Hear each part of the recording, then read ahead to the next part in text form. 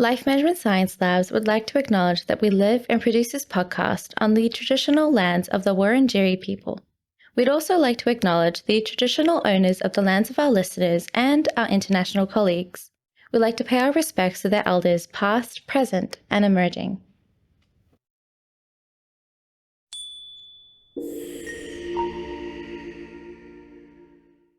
Hey everyone, and welcome to Raising Parents, the Parenting Science Insights podcast, produced by Ella Massal, the Life Management Science Labs.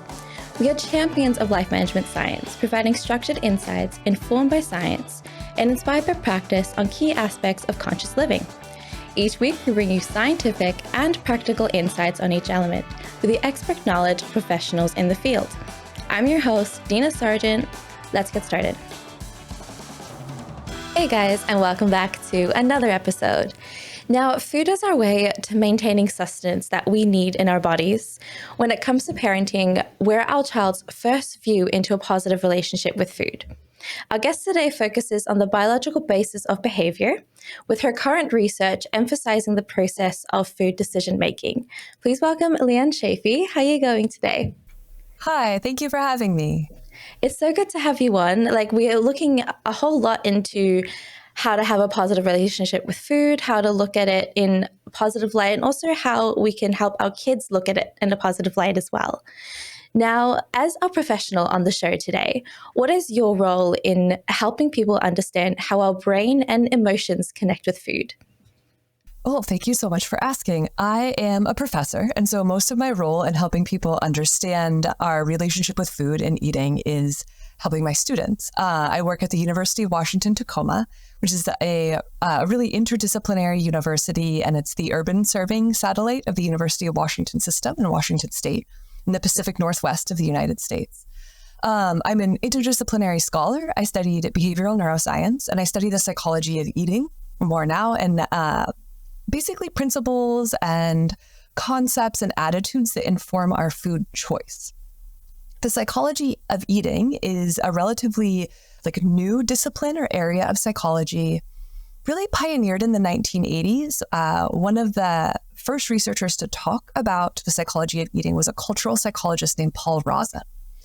And if we think about what this field has blossomed into today, it's, the relationship between psychological processes, including those that are more individual in nature, like emotions, as well as the context and social interactions and community and culture that inform our relationship with food. So beyond food choice, it includes, eating behavior and reward, because eating is fundamentally a goal-directed behavior. And you've written a book called A Guide to the Psychology of Eating.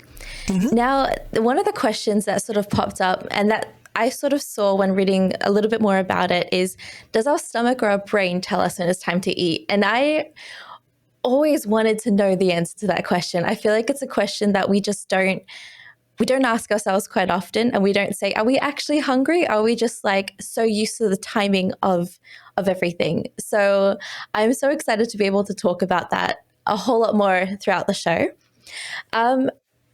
So what would you see as the most common frustration some parents and some people face when trying to pursue that interaction of having a good relationship with food? I think the most common frustration is the contrast between the story we're told about how we're supposed to parent and feed kids and then how it actually works in reality. Mm-hmm. Because of the highly interconnected world that we live in and the proliferation of sort of wellness and health messages on social media, many parents get told that they have to do things in certain ways in order for their child to be healthy. And then you have a kid and they do what they want to do. Toddlers especially are pretty tricky. I thought about, burying this a little bit, but I have a 2.5-year-old, and for a week this summer, all she wanted to eat was popsicles, right? And so I have every tool and knowledge at my disposal, but she is still a toddler. And I try to look broader at how her food averages, over a week or over a month, rather than letting a single moment or a single meal or even a single day get me down and worried about her long-term development. Now, that's such a great introduction to our show today. And thank you for sharing some of the personal experience that you've had as well. Before we discuss it even further, I would love to get to know some of your recommendations and some of your passions by playing our channel's favorite icebreaker. Now, to start off with, what is the most recent book that you have read? I just read Taste Like War by Grace Chow. It's a food memoir that has a lot of really cool cultural psychology evidence in it. Grace Chow grew up near where I teach, just south of Tacoma. Oh, wow. So what's the basis of the book? Is it looking into similar to what we're talking about today, or is it something completely different? It's really different. It's this really cool memoir of her experience growing up in the South Puget Sound area, south of Olympia, Washington, as a Korean American and as one of the only non-white individuals in the town where she was raised. It talks a lot about her mother's relationship with food and about her family's mental health and how stress and food and mental health and culture are all really linked at different points in her lifespan. Wow, that you never see it as a wide range of how food is sort of helps not only our entire body but our entire emotions as well. That's an amazing read, actually. Now, what is the movie that you would recommend to our viewers today? Oh, since I have a 2.5-year-old, the thing that she's watched lately that I actually enjoyed was Ratatouille. Okay. There's great food messages in that one. Yeah, sorry, not much time for movies.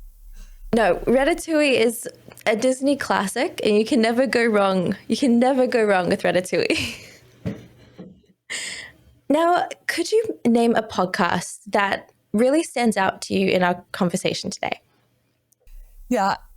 Virginia Soul-Smith is a journalist who has published a few books about our cultural relationship with diets and fat bias. She has a podcast and a blog called Burnt Toast, and I highly recommend that. Okay. And then also Maintenance Phase with Aubrey Gordon. Okay, well, it's amazing that you can name them straight offhand. That is, I can either remember a title of a podcast or the person of the podcast, never both. So that's pretty cool. Now, who is a person that you find yourself looking up to? I mean, beyond the wonderful women in my family that I look up to, a role model that I share with my students quite a bit is Nora Volkow. She is currently has an appointment in the National Institute of Health, but she's a neuroscientist that studies reward and drug abuse and just the way that our brain processes reward. Wow, that's a pretty big role model to have. Now, during your academic pursuits, what's been one course that has really stuck to you to this day? When I was in graduate school, I took a seminar in psychopharmacology. So it's basically a drugs in the brain class with the late Dr. Constance Smith. And she was brilliant and very tough. And in this class, it gave me this really strong blueprint really for how I teach today and how I teach courses around neuroscience and critical thinking and just, being a good scientist. Mm-hmm. Wow, that's not a light class to take, but it sounds really fascinating though. Now, talking on the parenting show today, I know that everyone has a very different definition of what parenting is and how to parent. How would you define parenting and what being a parent is?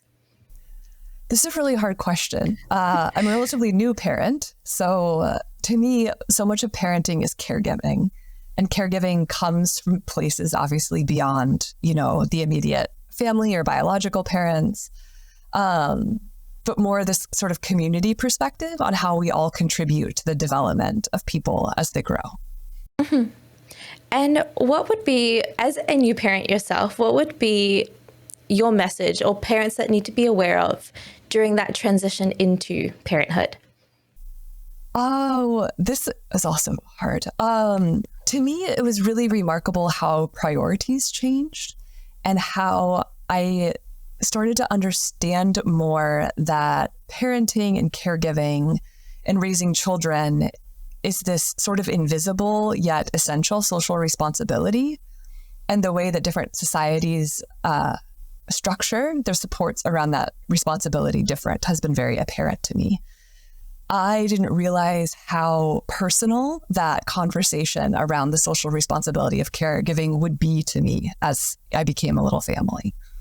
No, I get that question. I get that answer quite a lot when sort of looking into the amount of support that's sort of around you, and priorities change is a big one that I get quite often. So definitely not alone in that. And I think a lot of people have realized that throughout their transition to parenthood, and it's a really interesting part to be able to talk about, especially when looking into the what people now see as fun and joy was not something that they would see prior to having a child. So like you say, Ratatouille is now the movie that is playing around in your house, whereas it wouldn't have been years ago, it wouldn't have been before that. So it's a really interesting sort of dynamic that changes. Now, going into what we're talking about today, how would you define what it means to have a positive relationship with food? I've been thinking about this today, getting ready for our conversation. I think I'm going to have a bit of a long answer here. There's this anthropologist, Sydney Mintz, I believe, that compared the way we think about food to the way we think about music. So someone who doesn't know much about music can still have really strong opinions and preferences around the type of music they like, or the way that they interpret lyrics, for instance. Others, might be open to all kinds of sounds. Similarly, we all have a lot of thoughts about food, even if we don't have as much background in cooking or understanding nutrition or the psychology of it. These thoughts are pretty well formed. We have some solid attitudes, and these can vary drastically between people, even within a culture or family. So if you're listening, you might already have a pretty strong idea of what it means to have a positive relationship with food. If I think of this from an academic perspective, there's two different ways to think about this. Historically, psychology and medicine have sometimes defined health as the absence of illness. So a positive relationship with food would sort of mean the absence of any sort of disease or disorder related to eating. But to me, this is a very insufficient explanation. I would rather think about a positive relationship with food as one that doesn't dichotomize foods into being good or bad or healthy or unhealthy, because we know that life is a lot better if we eat and enjoy food. And all food doesn't equally or sufficiently fuel our body and our mind for our other activities and interests. So to have a positive relationship with food means that we can navigate sort of the complexities of the contemporary food environment. We can encourage kids to make decisions for themselves around food eventually as it becomes developmentally appropriate.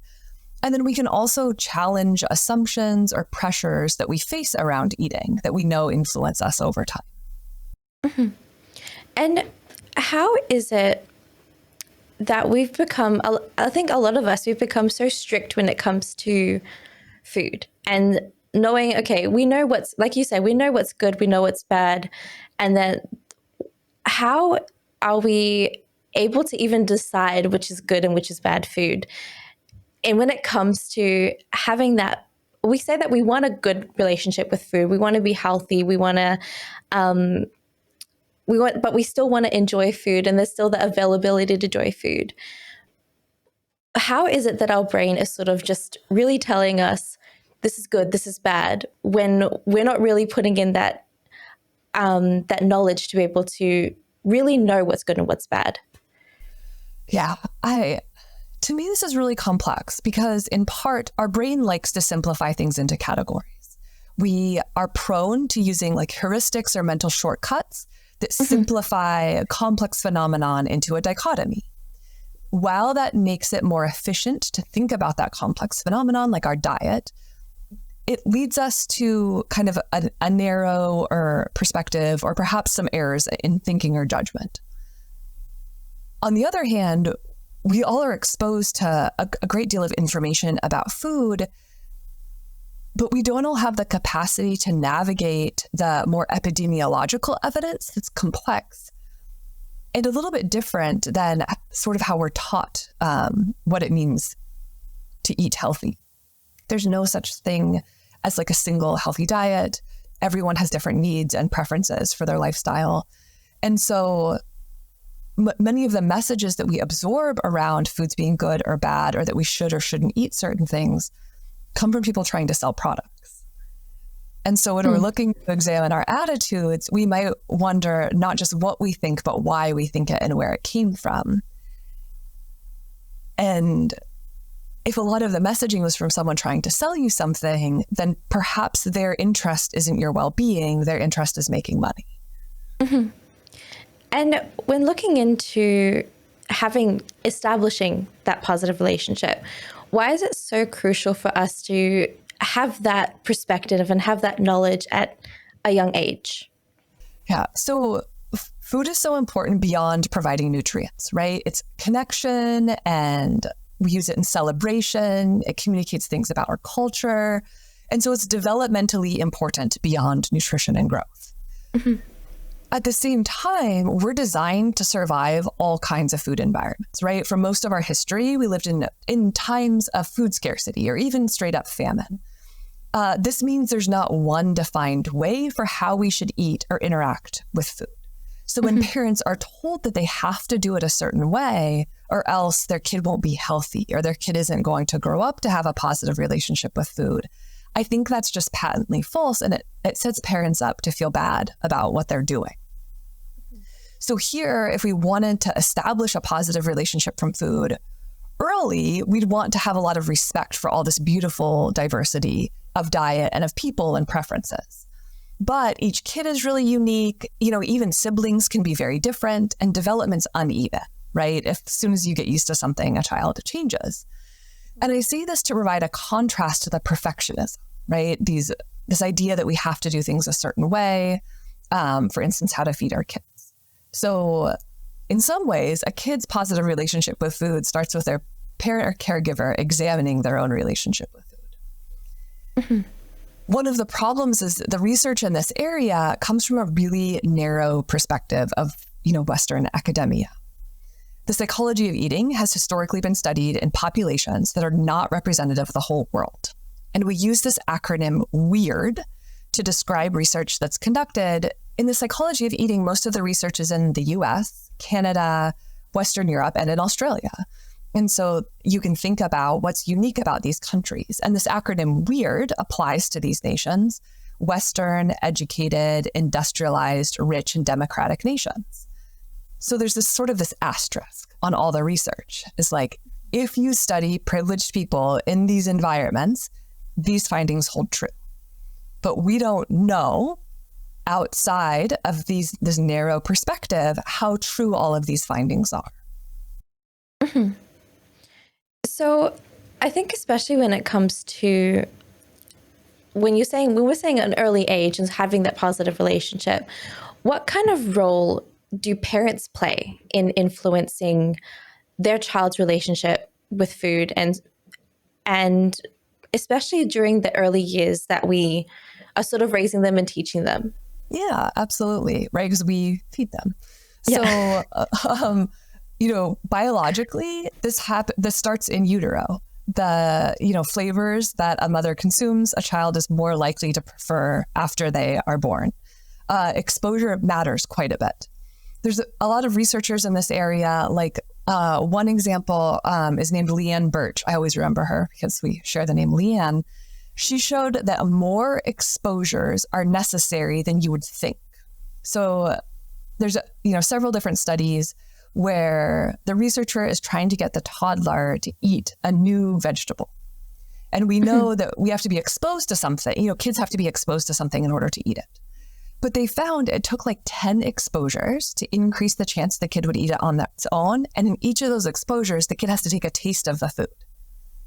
And to me, this is more, as a parent, I hope if you've seen something a few times, you're starting to come around to it. I don't think 10 times, right? And then we think about this in practice. If you have a toddler that's rejecting a specific food item or showing caution towards it, you're not going to make them sit there and take 10 bites because a toddler's not going to do that. So you think about this happening over time, and increasing preferences or changing preferences through exposure takes a lot of time. So one contribution parents have is this, patience and sort of slow exposure. We also know that parental modeling, matters dearly. Kids are far more likely to try a food that they see their parent eating than if they see a stranger eat it or someone that they're close to eat it. So it matters that you show that too, right? Mm-hmm. A new perspective that I also thought of in thinking about this question is the idea of responsive feeding. It's recommended quite often by pediatricians or other individuals that have a more clinical or medical focus than I do. But the researchers that came up with the idea of responsive feeding thought about it as how we build a relationship. So rather than about control, it's about trust. The idea is that you want the kid to eventually be able to self-regulate. But in order to get there, because the parent or caregiver provides food, they build trust because the caregiver recognizes when the child's hungry. They provide this nice environment and they provide food. The foods are developmentally appropriate, for instance, in portion size. And then the parents are positive and kind with like their verbalizations or their praise as the kid eats. Mm-hmm. So there's a lot of trust being built when being the person that's feeding the child, being the person that, so it sort of helps in that relationship with not only the parent, but with how the food that they would get as well, basically. Okay. No, that's really interesting because I think I've never really spoken about how the connection between a child and food also helps with the connection between a parent and a child as well. Yeah. So that's a very interesting sort of connection that's going on. It's sort of building that whole relationship. I think it's like, I don't have children myself, but I only have cats in my house at the moment. So I sort of would connect that with how like I would feed a stray cat and things like that. If you're constantly feeding them, they'll constantly build the trust between you and them. So not that I'm comparing cats to children, but it's still. Yeah. Well, I do think, you're trying to nourish something that can't communicate back to you very well. Right. Yeah. And so if you can be patient with an animal that can't communicate back, that's a framework for being able to, build a relationship with a child that eventually will be able to communicate back, but maybe can't right now. No, I've never really seen that as a possible perspective. So that's one thing I've learned today. So that's going to be an interesting highlight to sort of talk about in a lot of future discussions that I have with a lot of my friends. Now going into the next question is, how can parents really introduce a whole variety of different foods and flavors to their children to encourage a diverse and healthy eating habit? So in order to answer this question, we have to think a little bit about how we're hardwired to eat from birth. So we're sort of set up for success and failure, depending on how you look at it, right? First, we have the strong preference for sweet. It's the strongest taste preference from the time we're born so that kids eat milk. As a kid transitions then from milk to solid foods, they're still going to have a very high preference for sweet. Toddlers actually require a lot of calories each day, so it makes sense that they eat and enjoy fruit. They eat a ton of fruit. Like fruit budget with kid, did not expect how many berries we were going to eat. Mm-hmm. It provides a lot of, carbohydrates converted to glucose, energy currency of the body. I like to think of this as like a wisdom of the body. Like we're born craving sweet, so we eat milk, and then our ancestors that were wandering around would eat a lot of fruit. The second sort of hardwired preference is rejection of bitter. Also present from birth, it's really important as childhood as kids get mobile because bitter taste communicates the presence of a toxin potentially in nature. If you were trying something new and it was bitter, there's a chance it's not good for you. However, this means it's really hard to convince kids to try green veggies that are bitter in nature, like Brussels sprouts and broccoli and cabbage, all from the same family. Mm-hmm. And then this third, hardwired wisdom is neophobia. Broadly speaking, fear of new things. food neophobia is when a kid doesn't want to eat unfamiliar or unrecognizable foods. So one, kind of misconception is about the developmental trajectory of neophobia. Mm-hmm. There's a lot of guidelines for when you're supposed to start giving kids solid foods, and that's actually not when their neophobia is highest. So, it's usually around 6 months of age if you meet these certain criteria. Initially, a lot of kids will be pretty accepting of different things. And then parents are like, yeah, wow, my kid likes all these foods. This is great. It's going to be smooth sailing. And then neophobia increases over time, right? We expect kids, for instance, to have more stranger danger when they're 2 or 3 than they do when they're 6 months old. And so while a kid may initially accept some new foods, then picky or cautious eating sort of creeps up. And that can peak in toddlerhood, or some kids even in early school years is when they, kind of peak in how cautious they are around foods. And to me, that's the misconception, is how long and persistent that picky or cautious eating can be. So there's a lot that you have to really introduce them pretty quickly into not just what they would taste, but also what they would see as well. Like a lot of the times I'm talking with a lot of my friends who have really young kids at the moment, they're all like, they only want to eat what I eat. When they see me eating something like a sweet potato or boiled potato or anything like that looks a really odd color, they only taste it when I'm eating it. But they'll want the piece that I'm eating. So there's always that, like, they're always mimicking you, but it has to be exactly what you eat, which is very interesting because it's something that I'm not sure whether it's a common thing or whether it's just them. Yeah. I mean, it kept them safe historically, right? If they did what their parent was doing, then they could be pretty sure that wasn't going to harm them. Mm-hmm. Okay. So that's pretty common. Yes. Okay, good. Okay. It's really interesting. And I did want to ask, when it comes to food and food habits as well, are there some food habits that are a little bit more genetic rather than just learned from the parent? Yeah, absolutely. So first, those hardwired experiences, because they're present across humans, we expect that preference for sweet, rejection of bitter, and food neophobia, having this curvilinear relationship, are hereditable. And it's really hard, obviously, to tease apart the role of genes and experience when we think about something like eating, because it's happening in the context of a home environment. But from my perspective and my training, I'd argue that many of our preferences and habits are hereditable. There's pretty clear examples in taste sensitivity and olfactory sensitivity. So some of our food preferences come from the genes that we have for taste receptors on our tongue, and then the genes we have for olfactory receptors. One of the most, common examples is cilantro. Some people perceive cilantro to taste like fresh and bright and herby, and other people say it tastes like dirt or soap. And this is likely from an olfactory gene difference, so there's different hereditable alleles.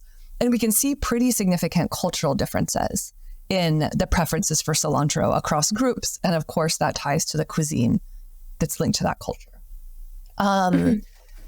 One of the ways we think about taste sensitivity of the tongue is just like the density or the sensitivity of it. And some people are even more sensitive to bitter than average. And so if in your family, there's a lot of people that are very sensitive to bitter, it's likely that you are as well. There's at least 2 genes that explain taste sensitivity. So if, you don't like broccoli or kale or red wine or black coffee, that could be genetic in nature. Okay. So it's kind of like spice as well. Spice is probably a big indicator because I know that my sister can handle spice from birth. But me, little background, as I'm part Asian, part Australian. So there is that both sort of genetic part in me that my sister can handle spice. I, for the life of me, still cannot. So is that a huge part of how genetic would work as well? Yeah, absolutely. Spice perception is actually pain receptors on the tongue. And Okay. so, yeah, the experience of spicy food is activating, like temperature and burning sort of sensations through pain signaling. Okay. There's certainly, obviously, a global distribution of spicy food that we expect to in part be related to genes. It's also, spicing food is really protective. A lot of the combinations of spices that are used, especially in groups that are close to the equator, prevent food spoilage. They have like antimicrobial properties. So in areas that historically had hotter climates and less refrigeration, it kept food safe longer, which is really cool. No, that is really cool. It's amazing how we figured things out and how people sort of figured things out back in those days where we didn't have a lot of availability like you do now. Now, we're looking at some of the misconceptions now and sort of debunking some of the things that you hear quite often in your line of work. So what are some myths or misconceptions that parents should be aware of when it comes to fostering that positive relationship with food, especially in an early childhood perspective? In some ways, I feel like I've talked about the things that I can think of in this regard already. So all kids like sweet, right? If your kid has a sweet tooth, that means they're a normal kid. There's probably a pretty strong ceiling effect there. So it's not something that the parent did, right? Like no matter what, the kid's going to like sweet. All kids reject bitter, at least at first. There's ways to prepare things that are bitter to increase acceptance, but some kids still perceive them as really bitter. We also expect all kids to show picky or cautious eating at certain points, though there's a lot of variability, right? And development's uneven. So rather than expecting that there would just be, an increase in the variety of a diet over time, we expect there to be a step forward, a step back, or 2 steps back, a step forward. And that's just normal.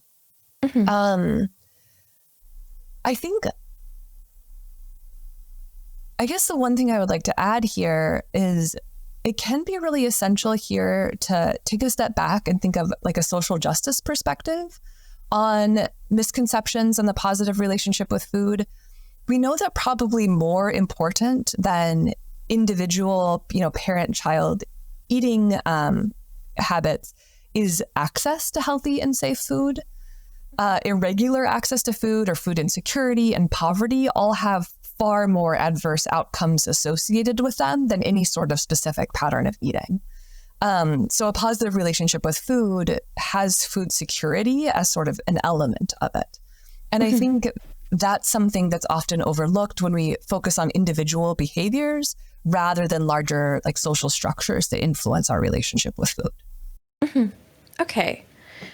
So now we're looking into some of the strategies that parents can sort of adopt that you have either professional or personal experiences with.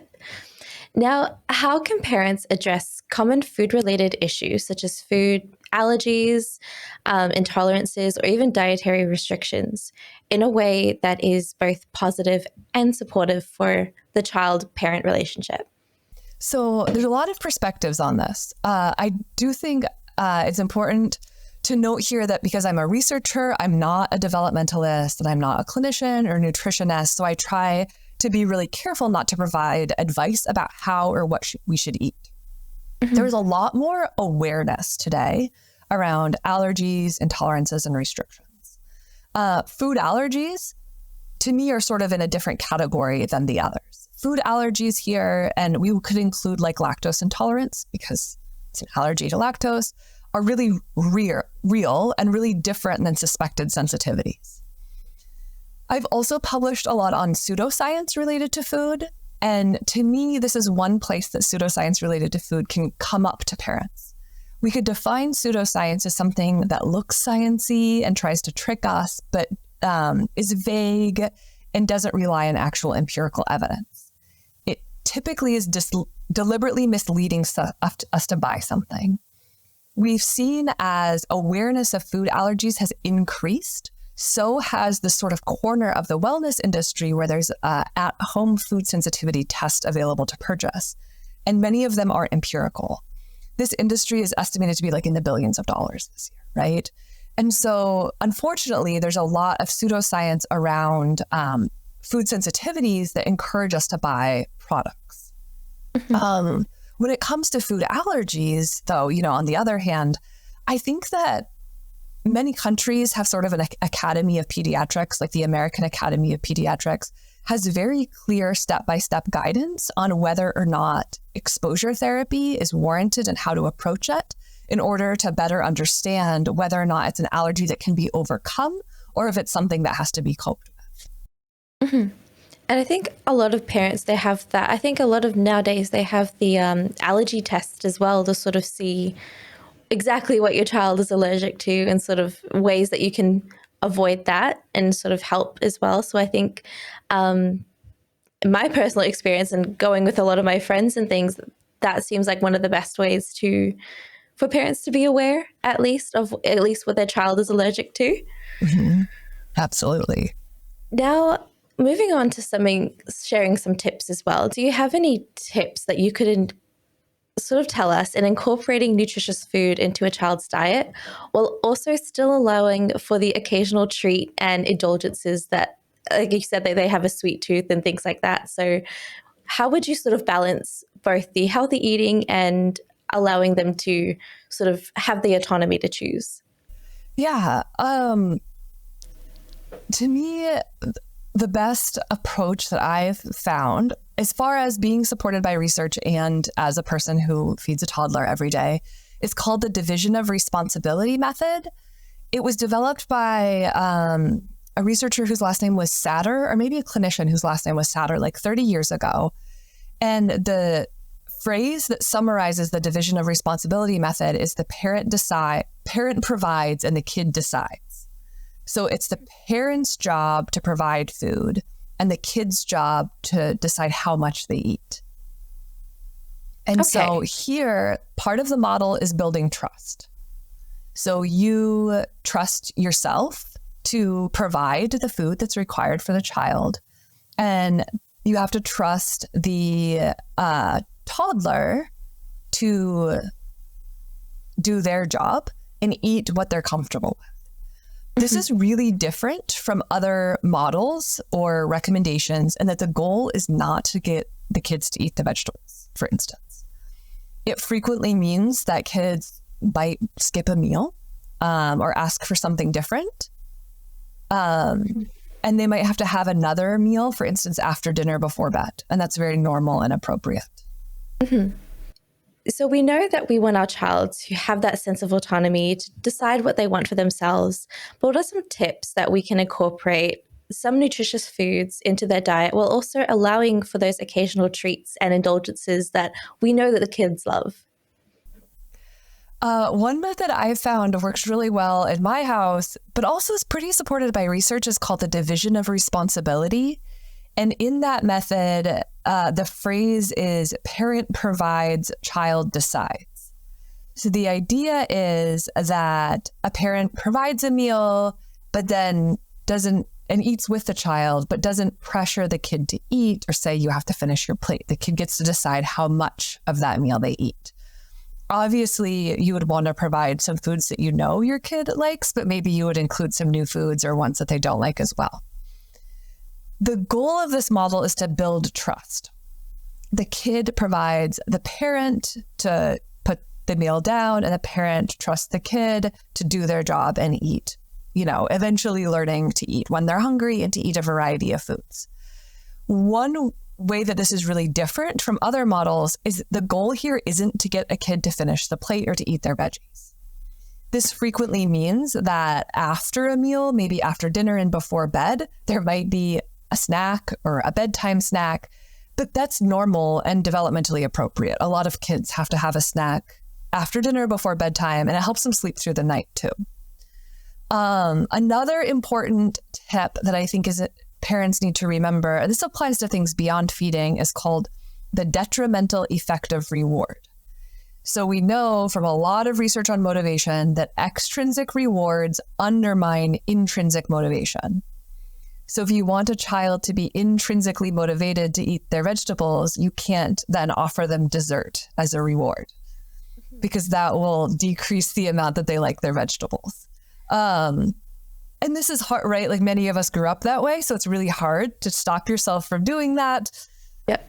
But yeah, if we want our kid to be intrinsically motivated to do something, we don't want to give them a cookie to do it. And then third, we talked about the importance of modeling, right? And you said you've observed this in your friends' kids. We want to model the relationship with food that we want our kids to adopt. Evidence shows that the similarities between how a caregiver and a child eat increase over time. So if right now, if like a child is young, it doesn't feel like they're modeling your behavior, that's something that tends to get better over time. Kids are more likely to try a food if they see their parent or caregiver eating it as compared to a stranger, but then they're also likely to model caregiver dietary restraint, and that increases risk for eating disorders later in life. So those are sort of the three: model what you want your kids to do, division of responsibility, and don't reward kids with dessert. Yeah, the don't reward kids with any like cookies and things is probably one of the biggest ones that I see, and that I think I've experienced as a kid as well. Like that's something that you behaved, okay, you can go get a lolly throughout the grocery store and go pick which one you want and we can take that home, and that's your reward for not screaming, crying at the grocery store. Yeah. So, well, let me add sort of an asterisk here. So I think the detrimental effect of reward is hard to completely avoid. You have to be choosy with it, right? And so if it's like a really hard day and the market or grocery store is really crowded, then that might be a time just to cave and like give the treat, because that's not, to me, that's not the most important thing. Mm-hmm. But when it comes to not messing up, sort of the balance of how they perceive different foods, that's a place where I'll want to avoid rewarding one food with another. That being said, because I practice division of responsibility and I love desserts, I don't really like restrict desserts that much. Mm-hmm. If she sees me eating a cookie and asks for a cookie, I give it to her, or, someone else. Yep. Yeah.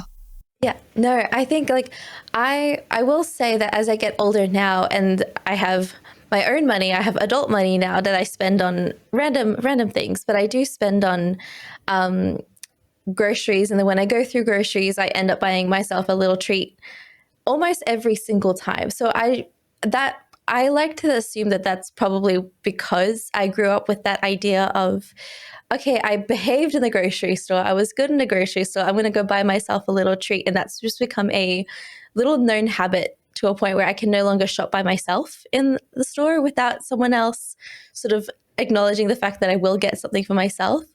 So I always like to sort of see that as probably one of the results of that experience of facing that as a kid. Absolutely. Mm-hmm. So now we're looking into some of the resources that you could possibly share.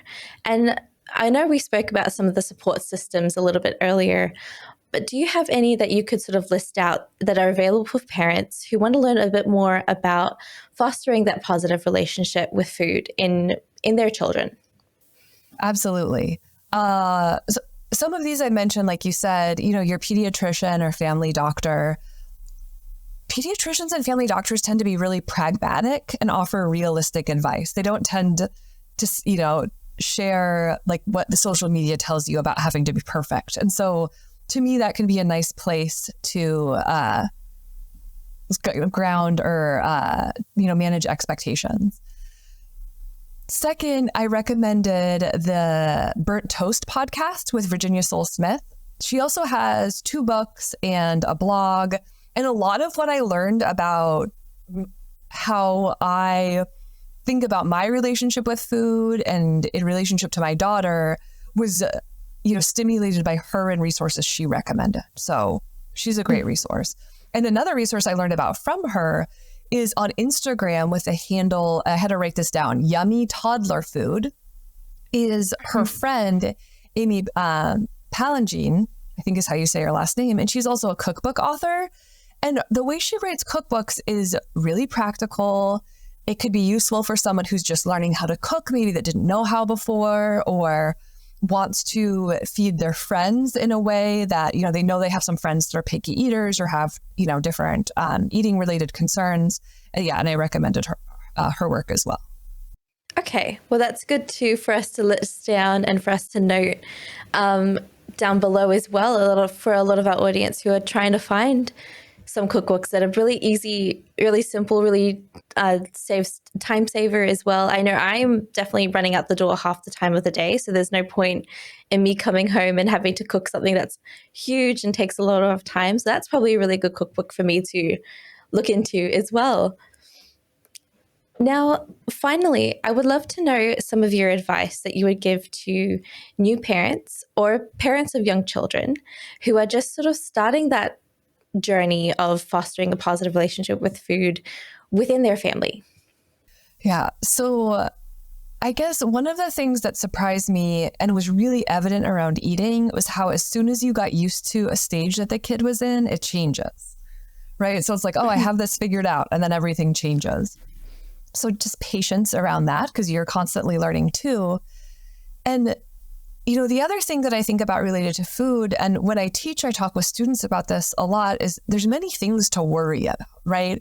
You can worry about food and social justice, or, food and the carbon footprint related to it, right? And like environment, or about specific, nutritional concerns, but you can't worry about everything. So there's a lot of options for what to worry about. And I think this applies to parents as well. You have to be careful with perfectionism, because that's going to harm your quality of life. Rather, it can be useful to prioritize just a few things, or sometimes just one thing, and to let go of others. I was really hopeful that we would all, once I had a child, eat the same meal, that I would make one meal and, something appropriate, but we would just have one meal. And that's just not what we're doing. And that was something I had to let go of. But I do care that we're eating together. And so I prioritized eating together rather than that she would eat everything that I eat. And that just is great when it happens. Mm-hmm. I think it's a very realistic sort of approach to that. Not a lot of parents outside of like practicing it themselves would know. So I'm so grateful for you to be able to list some of the lessons that you've learned along the way as well. So I hope that that's a lot of advice for our viewers. And I know that that's definitely something that I'm passing along. I'm always passing things along to a lot of my friends on the show. So it's nice to be able to have other things for me to sort of hand down to them. Now we're going to look into some of the practice and habits part of our show, which is, I think it's honestly my favorite part of the show, because I get to see some of your practices. Now, what is a practice that you do to stay in the present moment? Yeah. So different researchers call this different things, but when I'm experiencing something positive, I try to purposefully note the details that are pleasant. And I think this comes out of the broaden and build perspective of emotion. The idea that when we experience positive emotions, it broadens our attention. And then if we pay more attention to the details, then it really strengthens the memory of that positive emotion. So if I was to go to a cafe with my husband and my daughter, I would be like, oh, this is a nice experience. And then if I'm being present, I might say like, oh, I'm really happy that even though it's the end of summer here, we're still having nice weather and sitting outside. Or, my toddler said this funny thing, and I'm going to pay attention to the details of it and try to remember it. And I find that really improves my mood over time if I pay attention to those details, and I can think about those happy times if I'm stressed out during the work week. Mm-hmm. And after speaking about some of the positives that sort of come about, what are some of the challenges that you do find when going through this practice of trying to stay in the moment? Yeah, one challenge is making time for positive experiences and not always being worried about your to-do list and getting things done. Mm-hmm. And then another challenge is, when you're out with other people, like your partner, child, or friends, is really noting the details of the experience rather than, sort of the commotion and being out with a group, for instance. Mm-hmm. So do you set up a certain time for it? Is it sort of just like whenever you feel like you want to remember this moment, that's when you really focus in on it? That's a good question. We try to do family dinner on days that we can during the week, but I'm more likely to do this when we go out together to do something, whether it's dinner or going to a park, and we reserve Friday afternoons for that. And so it tends to be once a week at least, if not some other times, if I remember. Okay. No, that sounds like a great way to incorporate something that you really love into an everyday life, rather than just sort of having it scattered along. So it's a little bit more focused in on, okay, I'll have this to look forward to as well. Absolutely. Yeah. Now, how do you find that this practice has really impacted your parenting, as well as your perception in how life really goes? Oh, that's a good question. In some ways, it's impacted by how my parents parented me. My parents are both school teachers. And so Friday, they were happy and relieved. It was the end of the week. And we usually would have kind of a family dinner together unless we had activities. And so it's sort of how I see how the end of the week should go. And being able to do that with my own family feels very rewarding. So like you said before, it certainly gives me something to look forward to at the end of the week, because I typically schedule this for Friday. And so having that is a really nice, sliver between the busyness of day-to-day life. It also gives me some nostalgia, and, nostalgia around food is a big part of food emotions, because when I was a child, my parents were both school teachers. And so Friday afternoons or evenings, they were both happy and giddy that it was the end of the week. And we typically had some sort of special meal together, like pizza. Mm-hmm. Yeah, it's always something to look forward to. I think it's very similar to my household on a Friday night. It was always like, okay, we know we have game night, or we know we have movie night, or once a month we'd have going out for dinner or ordering out, like something that was very always specific to start off the fact that the weekend's here and the weekdays are done and school's done for the week. So it's always like a big tradition. Absolutely. Now, we're going into the open mic of our show today, and this allows you to share something that you're passionate about, that you also may want to share with our audience and have a little conversation.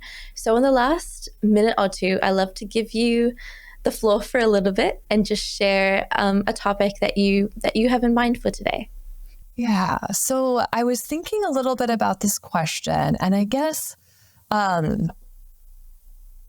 one thing that comes up for me a lot, and I notice when I talk to students or when I talk to my friends, is that we're really exposed to ideas about diet culture quite frequently. The average person knows a lot about food, but tends to exhibit some elements of nutritionism, and me included. Nutritionism is the belief that the quality of food is made up by its component parts. So like the ingredients, if it, has some health food in it, or macronutrients or micronutrients that comprise the food. Many of these nutritionism type beliefs come from diet culture. And I think diet culture is a really bad thing. Diets are ineffective. They have negative consequences for our mental health and our physical health and our body image. So when we think about a positive relationship with food, and when I think about my research, I think about the ways that diet culture emerges in our life, where my student research assistants and our participants are exposed to diet culture, and how that shapes our relationship and the choices we make around food. Mm-hmm. No, that's a really interesting perspective and a really interesting take on how we maintain that positive relationship, and also how it impacts our everyday basis and our everyday understanding as to how sort of taking out between the joy of food and also what we need to survive, basically. Yeah, absolutely.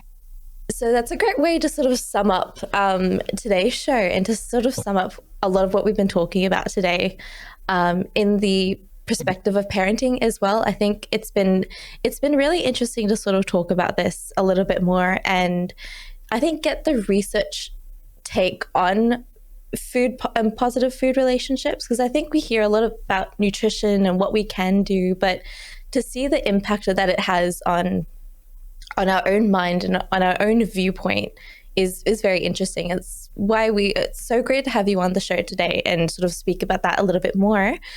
If there's a way that audiences would like to get in contact with you to either discuss things further or maybe ask questions that I have probably missed when it comes to talking about a positive relationship, is there a way that they are able to get in contact with you? Yeah, I think my university email address is the easiest way to reach me. And so I can provide it here, and perhaps we can put it in notes as well, but it's lchaffee@uw.edu. Okay, perfect. I will have that down in the show notes below for easy access for a lot of our audience. So thank you so much, Leighann, for joining me on the show today. Yes, thank you for having me. It was so fun. I really hope that we do hear a lot more discussion about positive food relationships, especially when it comes to how we can sort of incorporate that into our child's lives. Because I think we sort of put ourselves on the short end of the straw, not being able to really define it ourselves, which is something that I find is important. So yeah, I hope that this episode has really helped a lot of people in sort of discovering what their relationship with food is and deciding for themselves whether it is positive or whether it can be a little bit more positive. So thank you guys so much for listening. I will see you all in the next episode that we have. You've been listening to Raising Parents, the Parenting Science Insights podcast, produced by the Parenting Science Labs, a division of LMSL, the Life Management Science Labs. More episodes are available from 10 life management perspectives and can be found by searching LMSL on Apple Podcasts, Google Podcasts, Spotify, and other podcasting apps available on your devices. If you enjoyed this episode, please consider rating our show, sharing it, and subscribing to our channel, as it helps other people find it so that we can grow and bring you more quality resources. More of our work can be found on our website at pa.lmsl.net, where you can join our movement. I'm Dina Sargeant. Thanks for tuning in.